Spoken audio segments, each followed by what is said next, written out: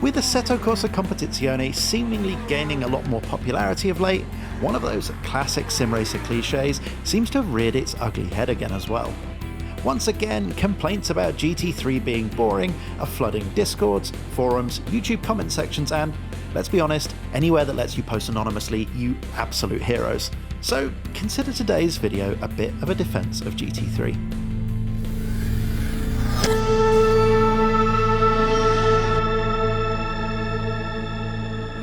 Hello fellow sim racers, it's opinion piece time. GT3 seems to get a bit of a bad rap in some circles, particularly from a vocal minority of sim racers, and some of the arguments do have some merit. Some dislike that GT3 cars cater for a mix of gentlemen and professional drivers, and thus they make use of traction control and ABS, arguing that the cars are just too easy to drive. Others are put off by the balance of performance measures, and some, well, they're just still bitter that GT3 seemingly took the place of the much-loved GT1s.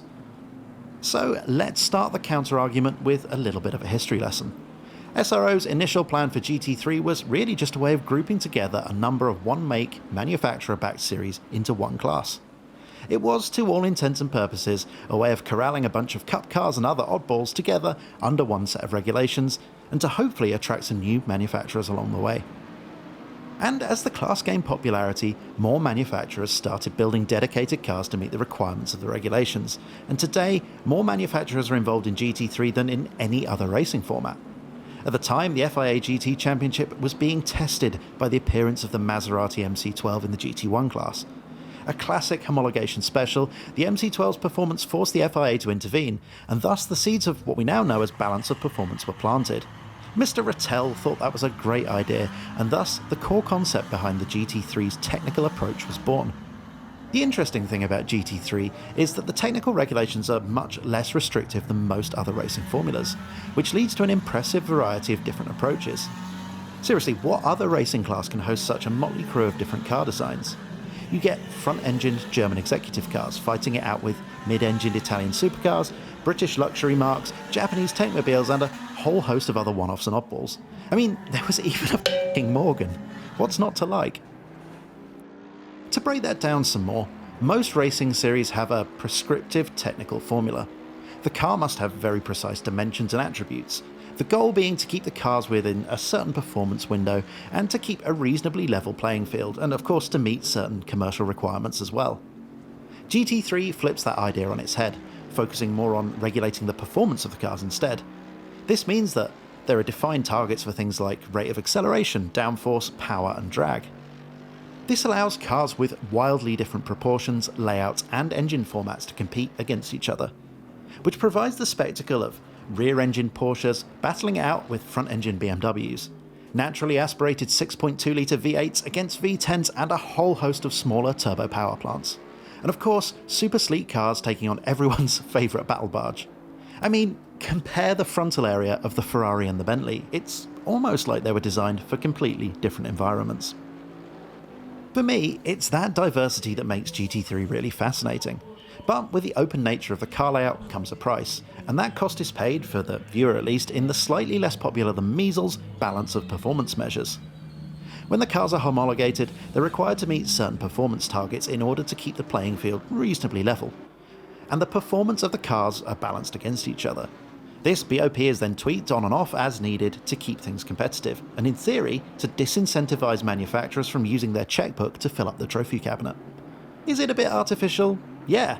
But then again, so's one manufacturer coming in with a homologation special, or just throwing container loads of money at the problem, as we've seen many times in the past and present in many other series. And to be honest, a lot of the skepticism about BOP comes from badly implemented BOP rules in some series and just good old-fashioned political manipulation. And when these don't creep in, it all seems to work pretty well. So BOP not only keeps the racing close, but it stops manufacturers from spending themselves into oblivion. There's no point in one manufacturer spending a fortune developing, for example, insane downforce levels and passing on that cost to its customers, when the BOP man will just come along and tell them to knock off dozens of points of downforce. There's a defined aero window for the cars, and exceeding that really won't get you anywhere. Similarly, chasing power from engines will get you nowhere, since they're all capped or down-tuned to some extent. That in itself has led to some impressive reliability figures, with several manufacturers quoting 20,000 plus kilometre lifetimes. Not bad at all. Open racing formulas aren't a new thing, but sustainable and open rarely goes together. Just look at the history of Can-Am for example of how quickly things can get out of control with no limits. GT3 on the other hand has been going strong for 13 years, and its growth in popularity has showed no signs of slowing. Field sizes are healthy, and more series seem to pop up every year. And that owes a lot to the underlying commercial ethos behind GT3, which keeps costs under control and supplies a steady stream of investors as drivers as well. So I think I've put together a reasonably persuasive argument about why BOP is a necessary evil, why lamenting the loss of GT1 probably misses the big picture a little bit, and a decent argument about why diverse GT3 fields are really more interesting than the naysayers suggest. That just leaves one argument, the "it's too easy to drive" position. Let's take a purely sim racing view on this one.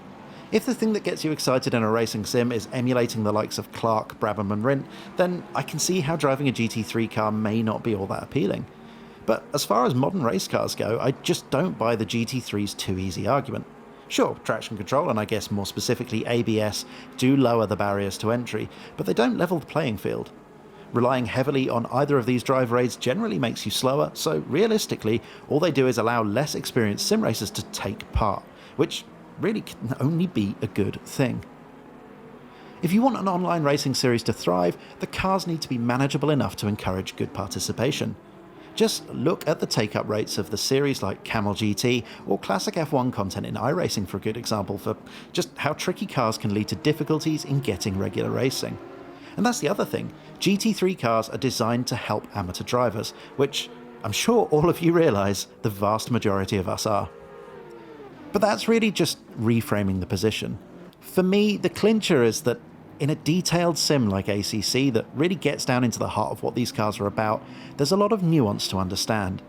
And being competitive requires a deep understanding of the car dynamics, setups, tyre behaviour and strategy.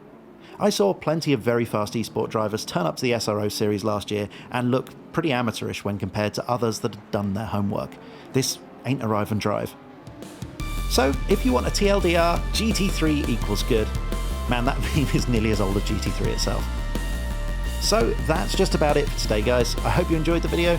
If you did, it would be great if you could hit the like button and subscribe to the channel so you can see more content like this in the future. So all that's left to say is goodbye, thanks for watching, and enjoy the rest of your day.